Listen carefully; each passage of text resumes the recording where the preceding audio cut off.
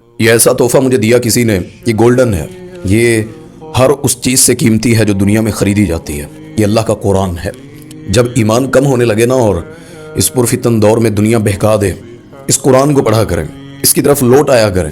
سب سے بہترین ساتھی، اور اس میں اللہ سمجھاتا ہے انسان تو کس طرح غلطیاں کرے گا اور کہاں کہاں جائے گا، تیرے رشتہ دار کیسے ہیں، تیرے پیسے کا مسئلہ، تیرے ملک کا مسئلہ، تیرے اپنے اندر جو شیطان ہے اس سے لڑنے کی طاقت وہ فقط اس قرآن کے اندر ہے۔ یہ تحفہ دنیا کا سب سے پیارا تحفہ ہے۔ جب بھی پریشان ہونا، اللہ کا قرآن پڑھا کرے۔ تو آئیں آج انشاءاللہ آپ کو ہماری ترجمہ کلاس میں اہلاً و سہلاً السلام علیکم ورحمۃ اللہ وبرکاتہ۔ آج ہم سورۃ البقرہ کا 21واں رکوع اور سیقولوا سپارے کا 5واں رکوع انشاءاللہ پڑھیں گے۔ یہ قرآن بے شک دلوں کو نرم کرتا ہے اور زادتہم ایمانا۔ جب اس کی آیتیں پڑھی جاتی ہیں تو مومنوں کا اللہ کہتے ہیں ایمان بڑھ جاتا ہے۔ جو اللہ کو جانتے ہیں، جن کو پتہ ہو یہ کیا بولا جا رہا ہے، پڑھا جا رہا ہے، اس کے ایک حرف پہ 10 نیکیاں ہیں۔ اس کو سمجھ کر جو پڑھ لے، اس کو صرف نیکی نہیں، اس کی زندگی چینج کر کے دکھانا اس کے اللہ کا کام ہے۔ ہو ہی نہیں سکتا کوئی قرآن سے جڑا ہو اور اسے غلطیاں، گناہ جو ہے وہ نظر نہ آئے۔ ہو بھی جائیں تو انسان اس قرآن کی وجہ سے اللہ کی طرف لوٹ آتا ہے، وگرنہ یہاں صبح کا فتنہ اور ہے، شام کا فتنہ اور ہے۔ یہاں ہر آواز لبھاتی ہے، ہر چیز دنیا یہ اپنی طرف مائل کرتی ہے۔ فقط اللہ کا قرآن ہے جس کے پڑھنے سے انشاءاللہ ہم مسلمانوں کو دنیا میں بھی اللہ تعالیٰ نے عزت دینی ہے اور انشاءاللہ آخرت میں بھی اللہ عزت عنایت فرمائے گا۔ تو آج جس آیت سے ہمارا آغاز ہے 168 168 نمبر آیت ہے سورۃ البقرہ کی، اللہ پاک نے اس کا آغاز کچھ اس طرح کیا: اعوذ باللہ من الشیطان الرجیم، بسم اللہ الرحمن الرحیم، یا ایھا الناس کلوا مما فی الارض حلالا طیبا ولا تتبعوا خطوات الشیطان انہ لکم عدو مبین۔ اللہ کہتے ہیں اے لوگوں، میں اس زمین پر جو حلال پاکیزہ پیدا کر چکا ہوں اس سے کھاؤ پیو، اور شیطان کے نقش قدم پر نہیں چلنا۔ انہ لکم عدو مبین، شیطان کی باتوں سے اللہ اس لیے نہیں روک رہا کہ وہ جو اللہ کو کوئی حسد ہے یا اللہ کے مقابل وہ کچھ پیدا کر رہا ہے، وہ تو گناہ کی دعوت دیتا ہے، وہ تو دشمن ہے تمہارا، وہ سجڑ نہیں ہے۔ یعنی اللہ نے نشاندہی کیا کہ تمہیں نقصان دینے والا دشمن کون ہوتا ہے؟ وہ تمہارا نفع نہیں چاہے گا، اور اس کے مقابل اللہ تمہیں نفع دیتا ہے، حلال چیزیں دیتا ہے۔ یہ اللہ نے جو بات کی نا حلالا طیبا، اس کے اندر زندگی ہے۔ صحابی آئے تھے کہ یا رسول اللہ صلی اللہ علیہ وسلم میری دعائیں اللہ رد نہ کرے، میں مستجاب الدعا بن جاؤں۔ فرمایا حلال کھایا کر اللہ دعائیں رد نہیں کرتا ہے۔ ایک شخص بیت اللہ جاتا ہے سواری پر، سفر کر کے گرمی میں، بال اڑے ہوئے ہیں، کپڑے پرانے ہو گئے، اب مسافر کی دعائیں اللہ رد نہیں کرتا، لیکن نبی پاک صلی اللہ علیہ وسلم نے فرمایا اللہ اس کی ایک دعا نہیں سنتا۔ کیوں؟ شرابہ حرام، لباسہ حرام، اس کا کھانا پینا وہ حرام کا ہے، طعامہ جو کھانا کھا رہا ہے وہ حرام کا ہے، اس نے جو پہنا ہے وہ حرام کے پیسوں کا ہے، اس کی سواری حرام کے پیسوں کی ہے، اللہ اس کی کوئی دعا قبول نہیں کرتا۔ حالانکہ مسافر کی دعائیں اللہ رد نہیں کرتا، لیکن حرام کی اگر زندگی کی عادت ڈالی ہوئی ہے نا، پھر دعائیں قبول نہیں ہوں گی۔ اور آگے اللہ نے جو خطوات الشیطان کہا ہے، اگر حلال نہیں کھاؤ گے، رزق حلال کی کوشش نہیں کرو گے، پھر راستے شیطان کے ہیں، شیطان کی باتیں دماغ میں آتی۔ خطوات بڑے ہوتے ہیں، جس کی سب سے بڑی مثال دیتا ہوں کہ ہمارے لوگ نظر مان لیتے ہیں، یعنی میں یہ کر دوں گا، یہ نہ ہوا تو ایسا کر دوں گا، اور وہ غیر شرعی کام ہے، یعنی میں قبر پہ چادر چڑھاؤں گا، اب اسلام میں منع ہے۔ یہ خطوات الشیطان ہے، اس پر عمل نہیں کر سکتے آپ۔ خطوات الشیطان جتنا مرضی خوبصورت ہے یا راستے وہ ہیں، انسان اس پہ نہیں چل سکتا ہے۔ مجبوری میں حرام کھا لے وہ الگ بات ہے، یعنی ایک بندے کو کوئی رزق حلال میسر نہیں، مر جائے گا، پھر کوئی حرام کی چیز پڑی ہے تو اس کو وہ زندہ رہنے کے لیے کھا سکتے۔ ہمارے لوگ نا اپنی ناجائز ضروریات جو ہوتی ہیں، یعنی خواہشات کو پورا کرنے کے لیے زیادہ کمانے کے لالچ میں حرام کماتے ہیں، پھر کہتے ہیں جی بس ضرورت ہے کرنا پڑتا ہے۔ یہ خطوات الشیطان ہے۔ جب کوئی ایسی نظر مانی یا کوئی ایسا ہو یا رستے ہوں، توبہ کر لیں۔ ایک صحابی تھے عبداللہ ابن مسعود رضی اللہ تعالیٰ عنہ کے پاس، وہ بیٹھے نا، حضرت عبداللہ ابن مسعود بکری کا کھر کھا رہے تھے، یعنی جو ہم بناتے ہیں پائش ہے، تو نمک لگا کے کھا رہے تھے۔ اور دوسرا شخص کہتا ہے کہ میں نے قسم اٹھائی، یعنی میں نے اس کے قریب ہی نہیں جانا، میں نے نہیں کھانے۔ تو انہوں نے فوراً کہا کہ یہ شیطان کا عمل ہے، یعنی شیطانی بات ہے، یہ قسم اس پر اٹھا کر حرام کرنا یہ اسلام نہیں ہے۔ آپ نے کوئی نظر مانی ہے وہ غیر شرعی ہے تو قسم کا کفارہ دے دیں، اس نظر کا کفارہ قسم کا کفارہ ہے، اس عمل اس پہ کرنا یا اس کو ماننا یہ جائز نہیں ہے۔ اور اس کی وجہ شیطان دشمن ہے جو اللہ نے اگلی آیت میں بیان کر دی۔ اللہ کہتے ہیں انما یأمرکم بالسوء والفحشاء وان تقولوا علی اللہ ما لا تعلمون، سوائے اس کے کہ وہ تمہیں برائی اور گناہ فحاشی کے علاوہ کیا حکم دیتا ہے؟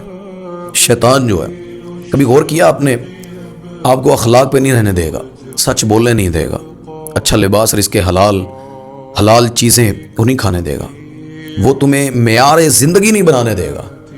तुम्हें कहेगा फजर ना पढ़, तुम्हें कहेगा कुरान ओ यार तू नहीं सारा पढ़ना है, वो तुझे कहेगा अच्छा अब सारे दिन का ठेका तू नहीं ले रखा है, यानी गुनाहों की तरफ माइल करता है। गुनाहों को कहता है वो अच्छा एक अद्धा तू कार भी लिया तो फिर की हो, तू केड़ा मौलाना है, तू केड़ा कोई कुरान ते सारा अमल करना है, तुझसे तो गुनाह होने ही होने हैं। फिर वो हदीस याद करवाता है कुल्लु बनी आदम खत्ता, आदम का हर बेटा बेटी खताकार है। ये शैतान है, दुश्मन है, गुनाह का हुक्म देता है। और फहाशी का, यानी औरतें लिबास बरीक पहने तो कहती फैशन है, शादी पर जाना हो जिस्म नंगा कर लेना, चेहरे नंगे कर लेने। अब जी फंक्शन पे भी खुशी नहीं लानी तो कब लानी है, शादी पर भी खुशी नहीं है तो कब होनी है। और जी मौलवी तो सख्ती करते हैं, दीन कहाँ इतनी सख्ती करता है, चेहरे का पर्दा नहीं दिल का पर्दा होता है। और सारा वजूद दिखाकर फहाशी और यानी दयूस बना देता मर्दों को और औरतों को फहाशी में डाल देता है। ये कहते हैं कुरान की जो बातें अल्लाह कहते हैं कि ये शैतान दुश्मन का काम है। और इससे बड़ा जुर्म फिर पता क्या करवाता है, वअन तक़ूलू अलल्लाहि मा ला तअलमून, वो अल्लाह के बारे में वो बात कहता है जो तुम्हें इल्म नहीं है। सबसे पहले बड़े लोग ऐसे अल्लाह को नहीं मानते, कहता है अल्लाह क्या है यार, कहाँ है, कैसा है, उसने जन्नत बनाई तुमने देखी है, जहन्नम की बात करते हैं नहीं, कुछ नहीं, इंसान मिट्टी हो जाएगा, ख़त्म हो जाएगा। ये अल्लाह कह चुके हैं, 169 नंबर आयत है, अल्लाह कहते हैं वो फिर अल्लाह के बारे में तुम्हें ऐसी बातें कहने को फिर वो माइल करता है। इससे अगली आयत में अल्लाह फरमा रहे हैं व इज़ा क़ील लहुमुत्तबिऊ मा अंज़लल्लाहु क़ालू बल नत्तबिऊ मा अलफ़ैना अलैहि आबाअना। अल्लाह कहते हैं जब हम उनसे कहते हैं ना, यानी कहा गया कि उसकी पैरवी करो जो नाजिल किया गया कुरान अल्लाह की तरफ से, शरीयत इलाही पर चलो, तो पता क्या जवाब देते हैं यहूदी मुशरिकीन मक्का जो हैं, वो कहते हैं बल नत्तबिऊ मा अलफ़ैना अलैहि आबाअना, हम तो उसकी पैरवी करेंगे जिस पर हमारे माँ बाप थे। अब हम में से भी बड़े लोग दीन को नहीं मानते, यानी जिस तरह अब्बा जान ने देखा अपने अब्बा को, बेटे भी वैसे ही कर रहे हैं, दादा बाप बेटा सब यही चल रहा है। नमाज में वो जैसे पढ़ रहा था वो सारी उम्र अब्बा जी इस तरह ऐसे पढ़ते रहे, रफ़ल यदैन नहीं करते, तो अब कहाँ से रफ़ल यदैन आ गया। अब्बा जान फातिहा नमाज में नहीं पढ़ते तो हम भी नहीं पढ़ेंगे। अब्बा जान कब्र में चादर चढ़ाते थे तो हमें भी वहाँ हाज़िरी देने जाना है। तो अल्लाह ने ये वाज़े कर दिया है कि अपने बाप की पैरवी करते हैं, अबा अजदाद की, अल्लाह की किताब की पैरवी नहीं करते। और हालांकि अवलौ कान आबाउहुम ला याकिलून शैय्यन वला यहतदून, उनके माँ बाप को ना कोई अकल थी, ना उन्हें कोई इल्म था, ना वो कुछ जानते थे, उन्हें कुछ पता नहीं था, जाहिल थे, अकल वाले नहीं थे, उनको हिदायत नहीं मिली हुई थी, फिर भी उनके नक्शे कदम पर चलते हैं जो बगैर हिदायत याफ्ता है। क़यामत के दिन तुम्हें पता लगेगा, उस दिन तुम कहोगे अब्बा जान जिधर जाते ने जान अल्लाह मैनू बचा, लेकिन आज उनके कदम पे चलोगे, अल्लाह को छोड़ोगे, शरीयत इलाही कुरान को छोड़ोगे, फिर बनते रहो जैसे गुजारी है। उनको भी अकल नहीं थी, वो भी हिदायत याफ्ता नहीं थी, तुम भी वैसे बन जाओ। और ये जो यहूदियों मुशरिकों को अल्लाह ने मिसाल समझाई है ना, अल्लाह कहते हैं वमसलुल लज़ीना कफ़रू, इससे अगली आयत, कमसलिल लज़ी यनइकु बिमा ला यस्मउ इल्ला दुआअन व नदा। इन काफरों की मिसाल उन जानवरों की तरह है जो अपने चरवाहे की सिर्फ पुकार और आवाज़ को ही सुनते हैं, और हकीकत में वो क्या होते हैं, बहरे, सुम्मुम बुकमुन उम्युन, वो बहरे होते हैं, गूंगे होते हैं, उम्युन वो अंधे होते हैं। अल्लाह कहते हैं फ़हुम ला याकिलून, बस उनको अकल नहीं होती है कि वो क्या कर रहे हैं, क्या पूछ रहे हैं, क्या बताया जा रहा है। यानी खेत में, ये मिसाल है ना, खेत में जानवर चल रहे हों, उन्हें नहीं पता होता उनका मालिक क्या कह रहा है, सिर्फ वो आवाज़ का इशारा समझते हैं, अच्छा कोई बोल रहा है, हालांकि वो जो खा जाए जिस तरह हो जाए, उन्हें अकल नहीं होती। वो जानवर बोल नहीं सकता इंसानों की तरह, सुन नहीं सकता उस तरह, उसने इंसानों की तरह क्या देखना है। अल्लाह कहता है सेम बिल्कुल जानवरों की तरह ये लोग हैं, ये काफर हैं जो इस तरह के अमल अपने बाप दादा के नक्शे कदम पर चलकर इस्लाम को छोड़ते हैं। तो बहर अल्लाह ने ये सारी बातें मुशरिकीन की, बिदअतियों की, सब की अल्लाह ने इसमें वाज़ेह तौर पर यहाँ पर क्लियर कर दिया है। यानी ईमान को छोड़कर जहालत को अपना लेते हैं अपने बाप दादा को देखकर। इस अगली आयत में अल्लाह फरमाते हैं या अय्युहल्लज़ीना आमनू कुलू मिन तय्यिबाति मा रज़क़नाकुम वश्कुरू लिल्लाहि इन कुंतुम इय्याहु तअबुदून। ए वो लोगों जो ईमान लेकर आए हो, पहले इंसानों को कहा था जहाँ से रकू का आगाज़ हुआ, अब अल्लाह ईमान वालों को बुलाकर कहते हैं कुलू मिन तय्यिबाति, तुम रिज़्क़ हलाल से खाओ, मा रज़क़नाकुम जो रिज़्क़ मैंने तुम्हें पकीज़ा दिया उससे रिज़्क़ खाना है, वश्कुरू लिल्लाहि और अल्लाह का शुक्र अदा करो, इन कुंतुम इय्याहु तअबुदून अगर तुम उसकी ही इबादत करते हो ना, कि दावा है कि मैं तेरा ही बंदा हूँ, तुझे ही पूछता हूँ, इय्याका नअबुदु व इय्याका नस्तईन अगर हर नमाज में पढ़ते हो ना, तो अल्लाह कहता है रिज़्क़ हलाल खाना और शुक्र अदा करना है। ये नहीं है कि तुम रिज़्क़ हलाल खाते भी रहो तो शुक्र ना अदा करो और इबादत भी किसी और की करो, इबादत भी खास अल्लाह की, रिज़्क़ भी उसका है, और फरमाया शुक्र भी वो अल्लाह की ज़ात का है। جو کھا کر شکر ادا نہیں کرتا نا، وہ آہستہ آہستہ اللہ کی چیزوں کا نا شکرہ بن کر یہ نہیں کہتا کہ وہ زبان سے کہتا ہے کہ اللہ نے نہیں دیا، لیکن اس کے دل سے نا ایمان اور یقین اٹھ جاتا ہے کہ یہ رزق اللہ دے رہا ہے، پھر وہ پریشان ہونے لگتا ہے اس رزق کے پیچھے۔ تو اللہ تعالیٰ یہ سمجھا رہے ہیں یہاں تک۔ اس سے آگے 173 نمبر آیت اللہ کہتے ہیں انما حرم علیکم المیتۃ والدم ولحم الخنزیر وما اہل به لغیر اللہ فمن اضطر غیر باغ ولا عاد فلا اثم علیہ ان اللہ غفور رحیم۔ اللہ کہتے ہیں کہ تم پر صرف مردہ یعنی مردار جو ہے وہ حرام کر دیا اللہ نے، والدم اور خون کو، ولحم الخنزیر اور سور کا گوشت، خنزیر کا گوشت، وما اہل به لغیر اللہ اور وہ چیز یعنی وہ گوشت، وہ سبزی، وہ پھل جس پر غیروں کا، غیر اللہ کا، اللہ کے سوا کسی کا نام لے دیا گیا ہو۔ یعنی ہمارے معاشرے میں آپ نے دیکھا ہوگا بڑے لوگ ایسے ہیں کہ جانوروں پر نا جھولے لال لکھ دیتے ہیں اور پتہ نہیں اپنے بڑوں ولیوں کا کسی کا نام لکھ کے اس کو بھگاتے پھرتے ہیں، باپ دادے کا نام لکھ لیتے ہیں قربانی کے سیزن میں۔ تو اللہ کہتے ہیں جو غیر اللہ کے نام پر ہے یہ حرام ہے۔ یہ ساری چیزیں یعنی مردار وہ حرام ہے یعنی جو سمندر میں نہیں ہوتا، خشکی والا حرام ہے۔ سمندر کا مردار حلال ہے، یہ قرآن میں ہی ہے۔ تو جو خشکی پر بھی اگر حادثے سے مر جائے، کہیں ٹکر سے مر جائے، بیماری سے مر جائے، وہ حرام ہے۔ جس پر تکبیر نہیں پڑی گئی نا ذبح کرتے وقت، وہ جانور حرام ہوتا ہے، وہ مردار ہے، اس کا گوشت کچھ بھی آپ نہیں کھا سکتے۔ تو اللہ تعالیٰ یہاں سمجھا رہے ہیں مردار کے بارے میں، سمندر کا مردار حلال ہے، خشکی کا مردار جس پر تکبیر نہیں پڑے گی وہ حرام ہے۔ والدم اور خون، خون کے اندر وہ جو آتا ہے نا، نبی پاک صلی اللہ علیہ وسلم فرمایا کہ اللہ نے میرے لیے دو چیزوں کو یعنی امت کے لیے وہ اس کے اندر کلیجی آتی ہے، ٹھیک ہے، اللہ تعالیٰ نے تلی جو ہے خون میں اللہ نے اس کو ہم پر حلال کیا ہے، اور مچھلی اور جو ٹڈی ہے فرمایا یہ دو مردے جو ہیں سمندر میں پائے جاتے ہیں، اور جو دوسری ٹڈی ہے فرمایا کہ اللہ نے میری امت پر اس کو حلال کر دیا۔ تو یہ بہرحال باتیں اللہ تعالیٰ نے یہاں پر حلال کی ہیں، جو مردار ہیں ان کے بارے میں کی ہیں، اور خنزیر کے گوشت کے بارے میں۔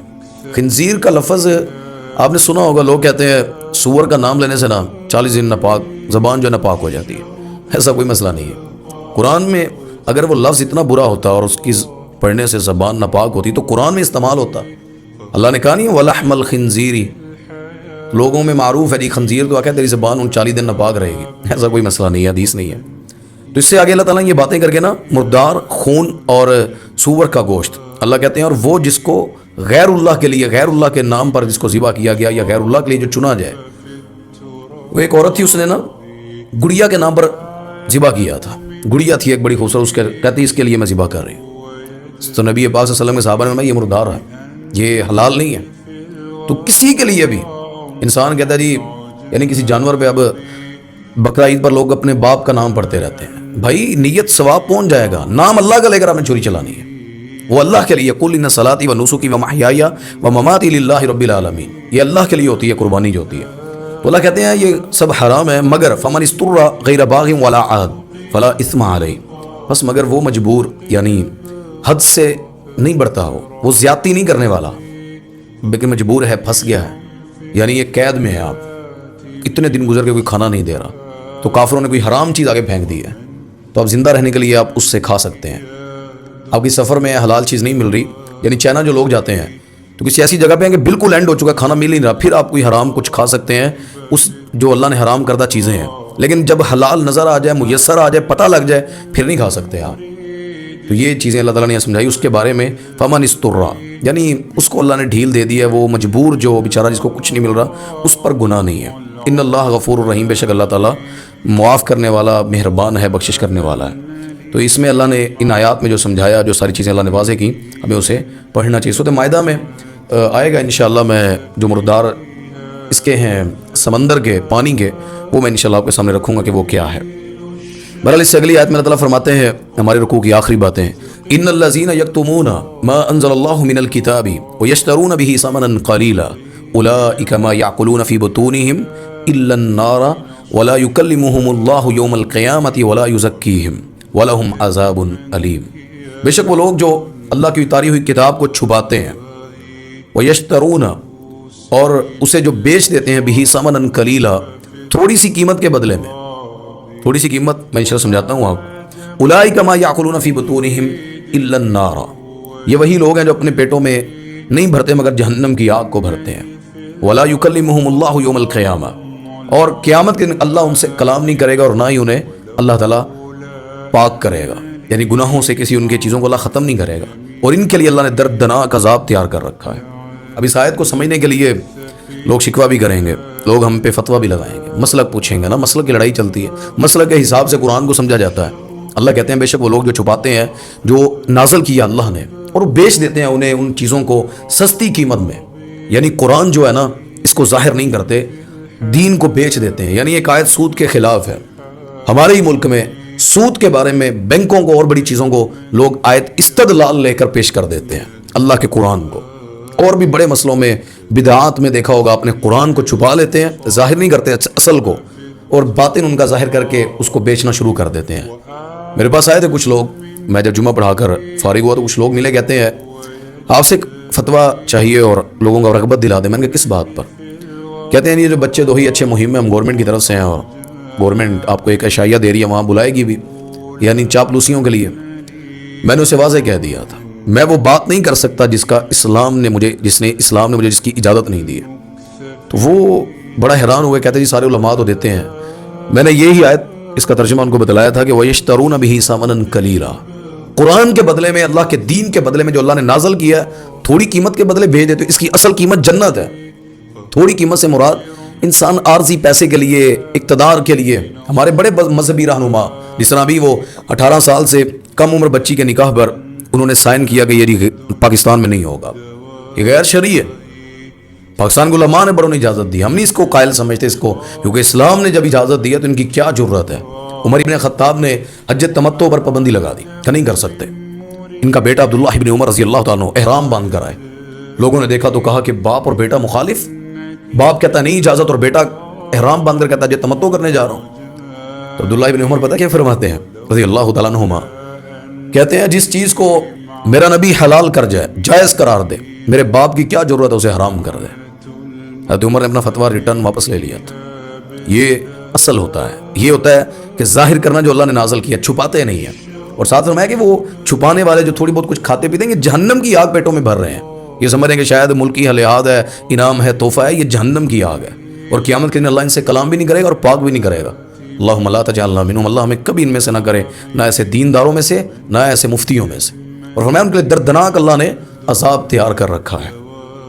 اس میں آخری دو آیتیں اللہ کہتے ہیں اولئک الذین اشتروا الضلالۃ بالہدی والعذاب بالمغفرہ فما اصبرهم علی النار، یہ وہی لوگ ہیں جنہوں نے گمراہی خرید لی ہدایت کے بدلے میں، والعذاب، اور عذاب کو خرید لیا مغفرت کے بدلے میں۔ یعنی اللہ ہدایت دینا چاہتا ہے، اللہ ان کے لیے کامیابی کے راستے بنانا چاہتا ہے، اور یہ جو ہے حرام کو، گمراہی کو، بری چیزوں کو، عذاب کو ترجیح دیتے ہیں، مغفرت اور ہدایت کو بھول جاتے ہیں۔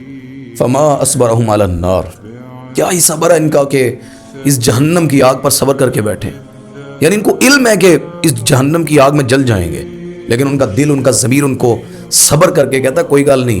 لوگ کہتے ہیں نا وہ اس جہاں چوں اے جہاں میٹھا اگلا جہاں کہیں ڈٹھا، کوئی اس طرح کے جملے بولتے ہیں، یعنی جس کو ادھر مل گیا بس آگے دیکھی جائے گی، نہیں دیکھا جائے گا، یہ گزر سکتی ہے اگلی نہیں گزرنی ہے، یہاں تو مر جاؤ گے نا زیادہ سے زیادہ، وہاں موت نہیں ہے۔ یہ اللہ سمجھانا چاہ رہے ہیں کیسے صبر کر کے جہنم پر صبر کر لیتے ہیں، اس موت کے اوپر ان کو لگتا ہے کہ شاید ہم مر جائیں گے۔ آخری آیت میں اللہ تعالیٰ فرماتے ہیں ذالک بان اللہ نزل الکتاب بالحق وان الذین اختلفوا فی الکتاب لفی شقاق بعید۔ اللہ کہتے ہیں ان عذابوں کی وجہ پتہ کیا ہے؟ یہ دردناک عذاب، یہ جہنم جس پر یہ صبر کر کے بیٹھے ہیں، اس کی وجہ پتہ کیا ہے؟ اللہ کہتے ہیں کہ اللہ کی اتاری ہوئی کتاب کو یعنی چھپا لیا انہوں نے، حق کے بدلے میں گمراہی پھیلا رہے ہیں، اللہ کی کتاب کو نہیں بیان کرتے، اپنے فلسفی بیان کرتے ہیں۔ جس طرح وہ بھی میں نے فیصلہ آباد کی ایک لڑائی دیکھی اسٹیج پر، دو وہ سمر قادری کوئی ان کا عالم ہے، ان ہمارے بھائیوں کے مسلک جو بھی آپ کہہ لیں ان کی تنظیم کا، تو وہ اس آیت پر لڑ رہا تھا وما انت بمسمع من فی القبور، یعنی اللہ کہتے ہیں قبر والے جو مردے ہیں وہ نہیں سن سکتے۔ قرآن میں ہے، ایک اور جگہ پہ بھی آتا ہے اور حدیثوں میں ہے۔ وہ استدلال لے کر بدر کی جنگ اور کچھ اور لے کر کہتا ہے دیکھیں مردے سنتے نہیں، نبی سنا نہیں رہا۔ یار نبی اللہ کا رسول ہوتا ہے، رسول اللہ صلی اللہ علیہ وسلم کو بڑے معجزات اللہ نے دیے، اللہ نے ساری دنیا ہٹا کر مسجد اقصی آنکھوں کے سامنے کر دی میرے نبی کو۔ جب معراج کے بعد انہوں نے پوچھا تھا کہ مسجد نبوی کیسی ہے، تو اب آپ کیا کہیں گے؟ اب بھی بابے کھابے جو بھی بڑے ہیں، جن کو ہم نیک لوگ تو ایسا کہتے ہی نہیں ہیں، وہ بابے جو جعلی بابے ہیں جنہوں نے اسلام کا بیڑا غرق کیا، کیا اللہ ان کو کہے گا کہ ہاں تو سارا کچھ ہٹا کے ان کو مسجد اقصی دکھا دو؟ خبریں سنے تو انہیں پتہ لگتا ہے فلسطین میں کیا ہوا ہے. بتائیں نا فلسطین کے اندر حالات کیا ہیں, وہ اسرائیلی فوجی کہاں پر ہیں, کہانیاں کرا کے باتیں سنا کر معاشرے کو تباہ کر رہے ہیں, حق کو چھپا لیتے ہیں جو اللہ نے نازل کیا ہے.